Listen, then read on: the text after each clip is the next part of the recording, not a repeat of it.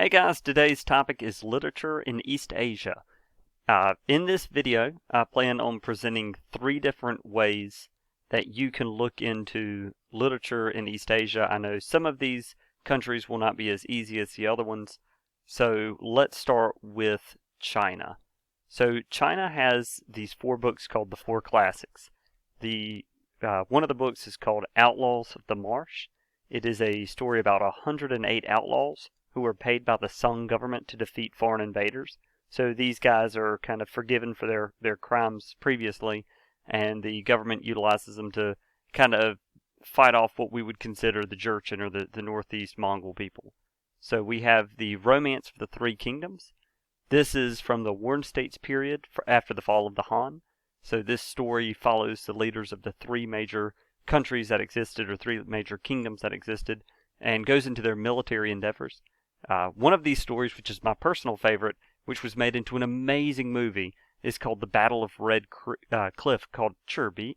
So this movie is pretty much all about tactics and military. There's this great story about this one military needing arrows, but they could not afford the arrows or make the arrows. So they sent an armada of ships that were covered in straw and armed with scarecrows.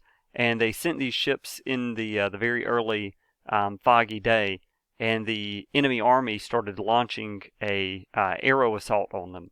Eventually, the ships turned around, and the other army took all the arrows off the ships, and they were able to use them in battle. It is a great story. It's an even better movie, in my opinion. Totally worth checking out.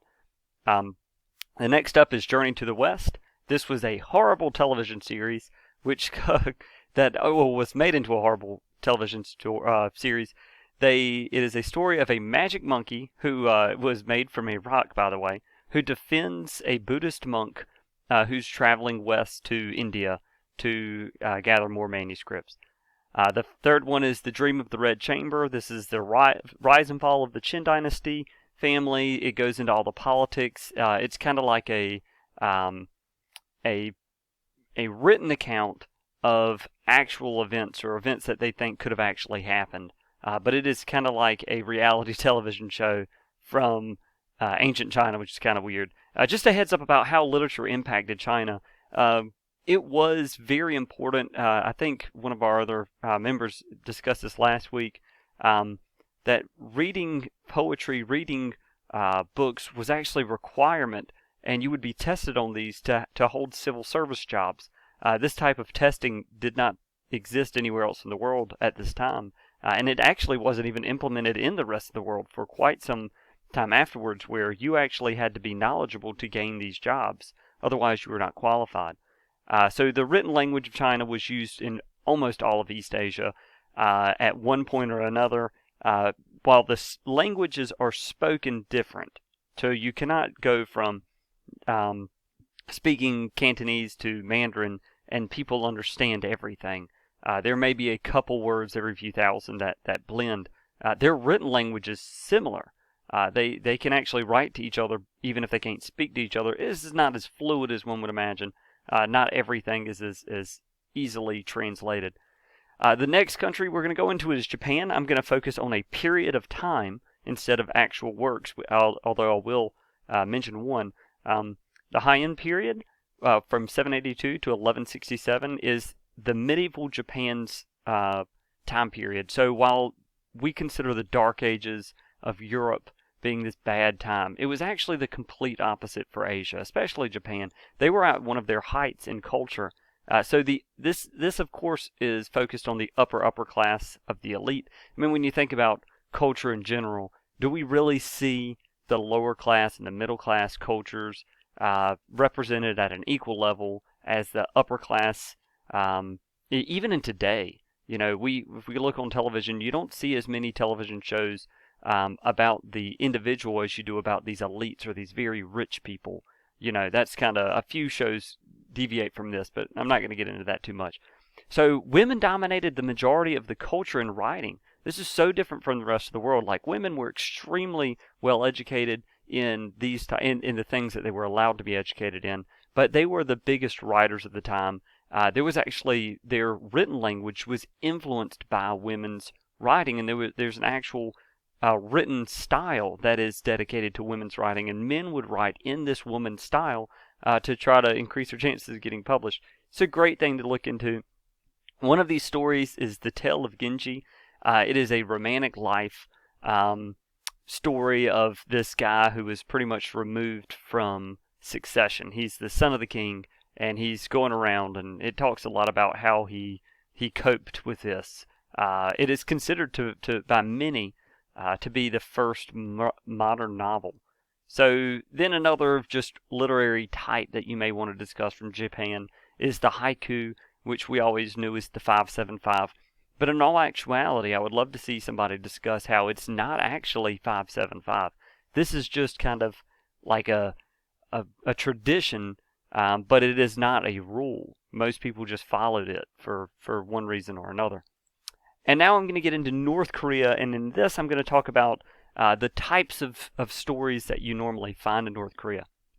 So, and the country's statistics itself. The North Koreans are one of the most literate countries on the planet. The rest of the world says that they are 99% literate.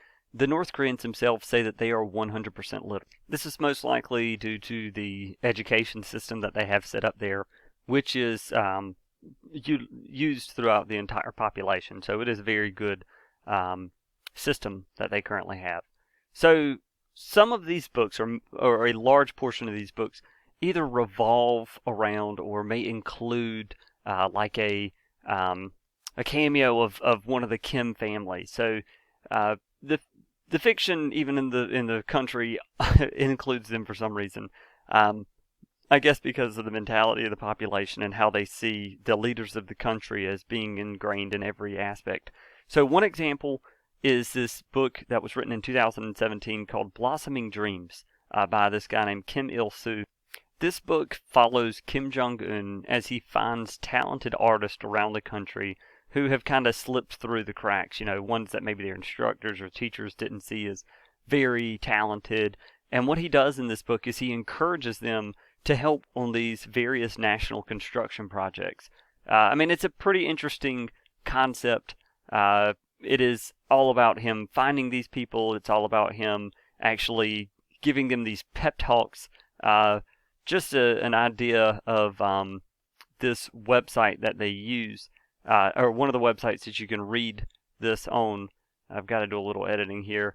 Is DPRK Lit Blogspot. It's pretty much a guy who goes in and he translates North Korean literature into English.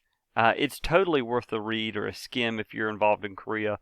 I had a hard time finding stuff from South Korea, but maybe you can find some good stuff from North Korea. There's a lot of books that you can look up, like right now if you put up the North, or maybe you want to look up the most widely read books in Korea at the time, or in China or in Japan. Maybe you want to talk about the top books in general that are currently that are currently being read. Let's pop them up real quick. Sorry, I'm stumbling a little bit. This is a last minute thing.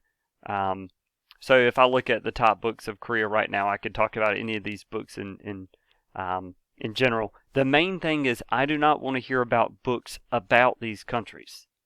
I want to hear about books written in these countries.